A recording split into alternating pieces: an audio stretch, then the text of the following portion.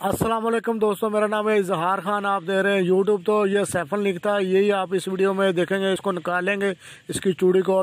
तो दोस्तों इसके लिए स्टील केल यूज़ कर रहे हैं। ये हमारे दोस्त प्लम्बिंग का काम करते हैं, वेल्डिंग का, इस तरह का सारा रिपेयरिंग का काम करते हैं।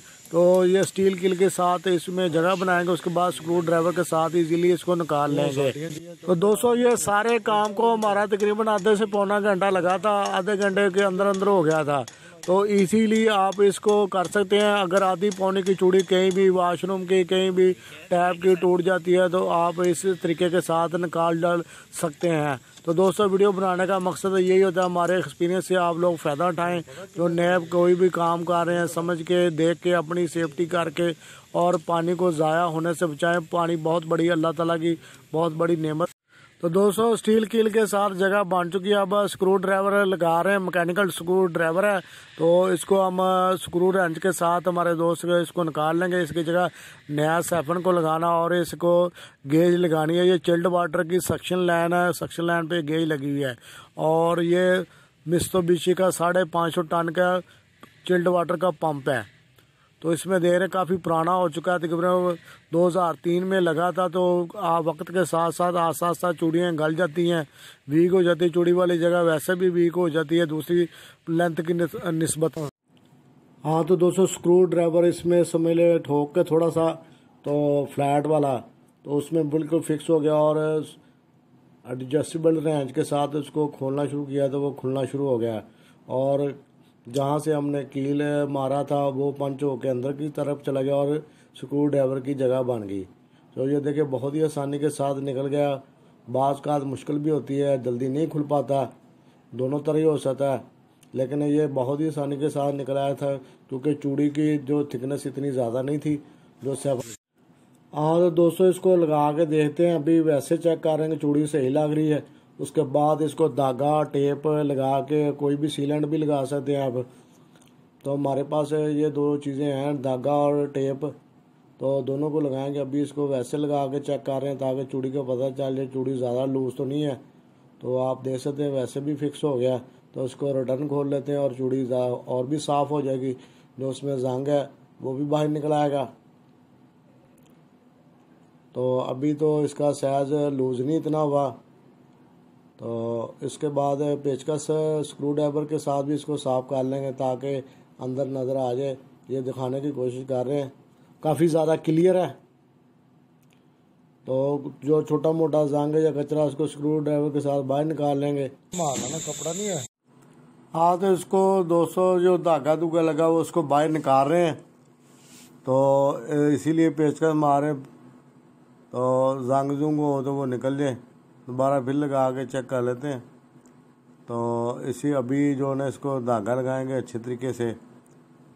जो सेंट्री के काम के लिए इस्तेमाल होता है वही धागा आपने यूज़ करना है।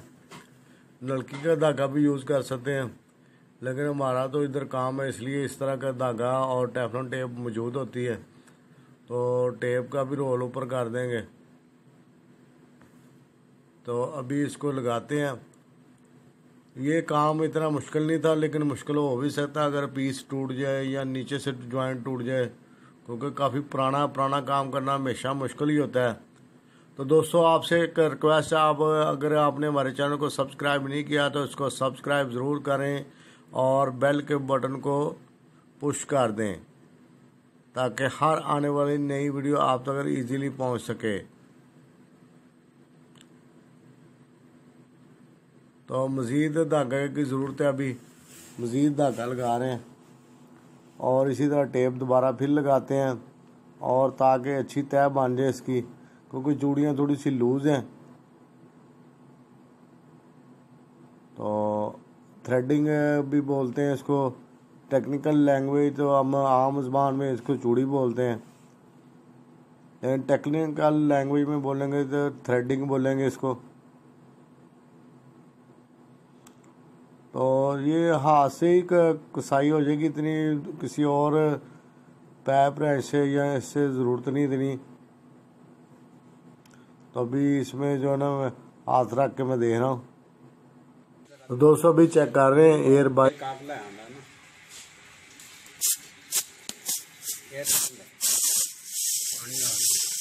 बंद कर दे, खोल दे थलों, वाल खोल दे।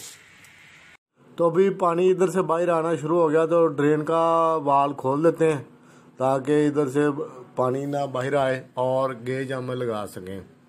तो अब इसके ऊपर जो है ना धागा और टेप लगा के तो गेज लगा देते हैं। हाँ तो दोस्तों धागा तो लग चुका, अब गेज के ऊपर लगा देते हैं। इसको ज़्यादा जोर लगाने की ज़रूरत नहीं है, हाथ से ही टाइट करेंगे तो पानी लीकेज नहीं होगा, लीक नहीं होगा। तो अभी आप चेक कर सकते हैं। तो इसको मैं लगा के और पंप भी चला के हमने चेक किया।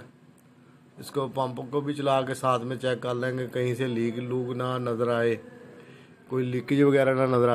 हाँ तो दोस्तों गेज लग चुकी है, तो साकट बिल्कुल ठीक थी। ये पानी वही नज़र आ रहा है जो पहले इधर से ड्रेन हुआ था। तो इसको पंप को भी चला के चेक कर लेंगे। दोस्तों ये वीडियो अगर आपको काम की लगी तो इसको लाइक ज़रूर करें, शेयर करें।